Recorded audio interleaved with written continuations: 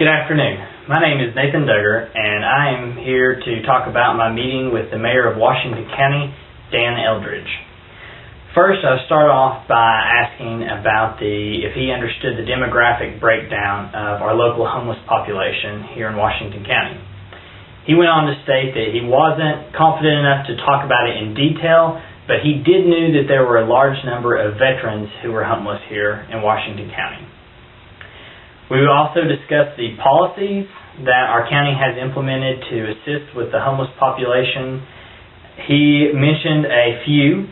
He first talked about the Tennessee Housing Development Agency and the First Tennessee Development District and how they work together to provide rent assistance for those in need. They also provide for transitional housing, and they provide for home modification for the handicapped and the elderly. We discussed the Johnson City Housing Authority and how they also provide transitional housing for our local homeless population.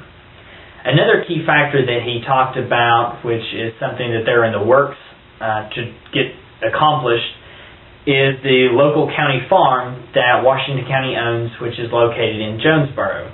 He said that it has a 19-room dormitory facility, and they are in plans to turn those 19-room dormitory facility into housing for veterans to help with our local veterans VA here in Washington County. He said that if that did take place, it would be managed by ARCH, which is the Appalachian Regional Coalition on Homelessness. With these issues, we also talked about funding and how that we receive funding from state and federal governments. He said that a lot of the aforementioned programs were funded by state and federal combined money through Section 8 grants.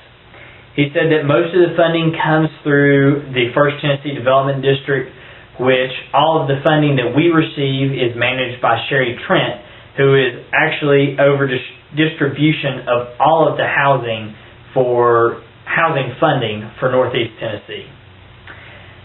I asked him if he had any knowledge of assistance that we offer for the homeless youth in our area and for them to feel comfort and secure in divulging their homeless status.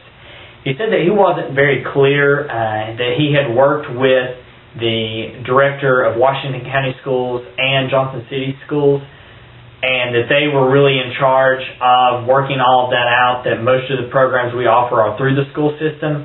He said that we do offer guidance and counseling for the youth, and we also offer assistance in teaching the families where to go where they can get assistance.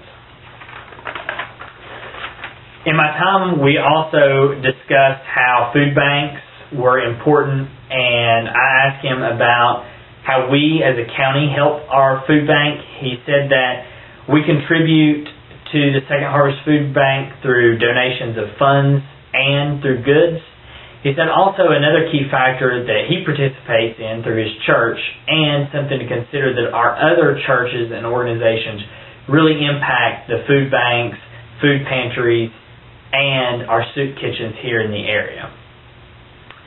He also discussed, when I gave him statistics on how food insecurity can actually lead to obesity, he said that that's something he hadn't really thought about, but he thought it was very important because, as we discussed it further, he really saw the implementation of how food and a lack of food can lead to obesity and how that was important and worth further research.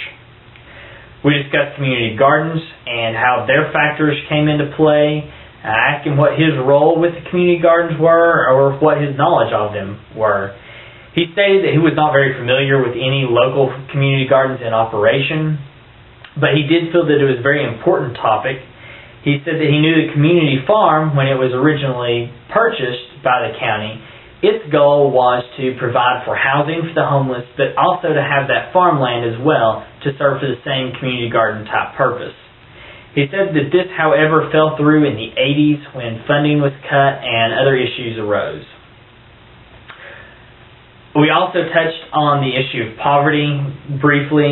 I asked what initiatives were in place in our area to deal with poverty. He said that poverty was huge in our area and one of the major key factors in our area. He said that We do provide assistance, but the one thing he can think about most are assistance for the children, that they receive food.